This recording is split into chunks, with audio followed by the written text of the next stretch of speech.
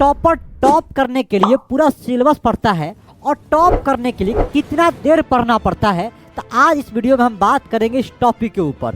क्या आप 30 दिन पढ़कर टॉप करना चाहते हैं? तो क्या 5 नियम जानते हैं जो हर टॉपर अंतिम के 30 दिन में यूज करते हैं?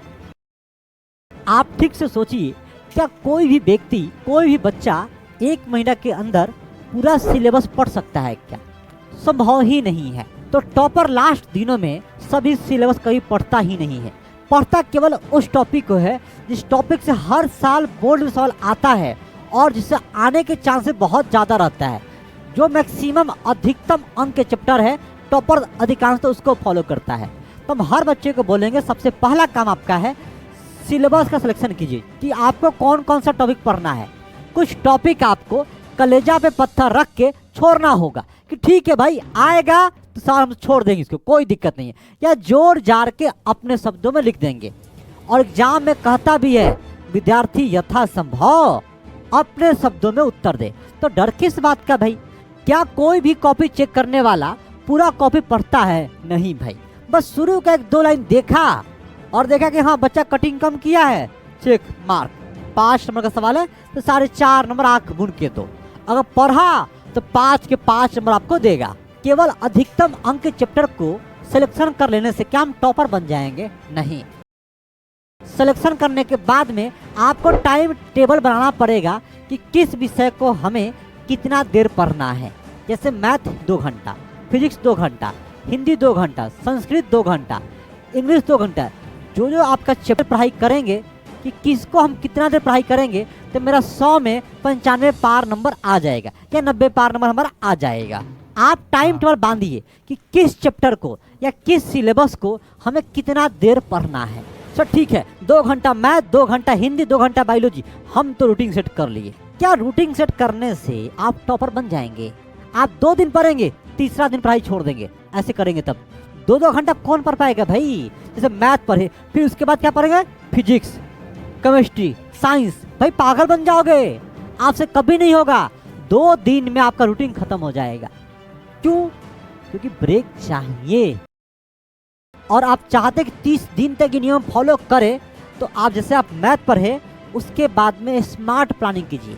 मैथ पढ़ने के बाद में देखिए अब इजी सब्जेक्ट कौन है जिसको हम खड़ा होकर, टहल के, कहीं घूम के पढ़ सकते हैं। क्योंकि मैथ तो आप जब भी पढ़ेंगे ना तो बैठ के ही पढ़ेंगे ना, लेकिन बाकी सब्जेक्ट जो होता है जैसे आर्ट्स वाला, हिंदी वाला, इंग्लिश वाला, आप घूम के भी पढ़ सकते हैं।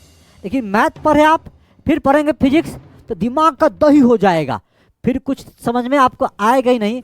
अरे यार आज तो बहुत थक गया, दिमाग सब गोबर बन गया है, तो पढ़ने का थोड़ा भी आपको मन नहीं करेगा।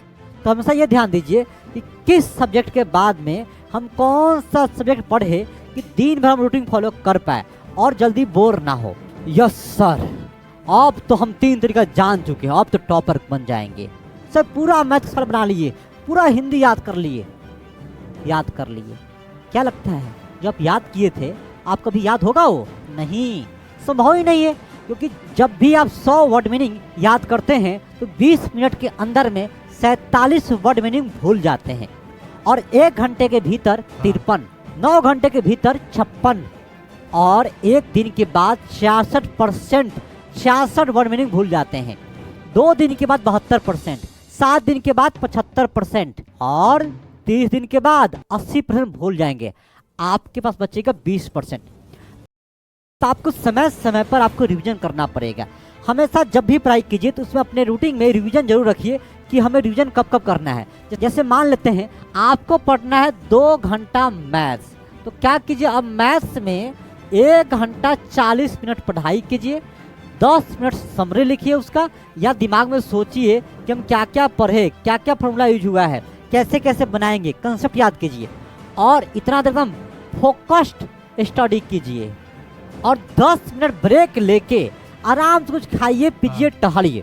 हाँ, वीडियो मत देखिएगा भूल के भी, गाना सुन सकते हैं, ये गाना मत सुनिएगा कि तू शादी करबू छोड़ के तब जहर पियम घोर के, ना ना ना ना।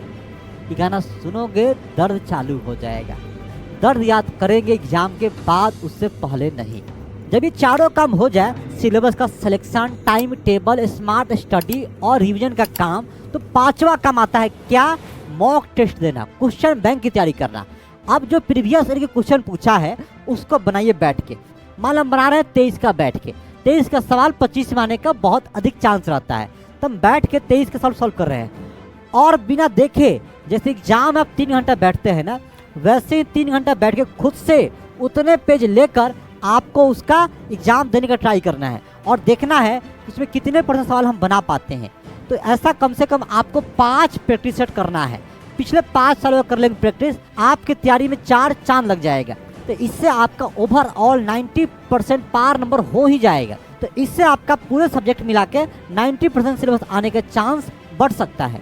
अगर आप तैयारी ऐसे कर लेते हैं तो सभी विषय का औसत एवरेज 90% से पार हो सकता है, यानी 450 पार नंबर आप ला सकते हैं। अगर आप सुबह 6 से लेकर रात को 12 बजे तक किस टाइम पे कौन सा सब्जेक्ट पढ़े और कितना देर पढ़े कि दिमाग में जल्दी सेट हो जाए और लंबे समय तक सेट रहे, तो इसके लिए हम मिलते हैं आपसे स्क्रीन पर दिए गए वीडियो में।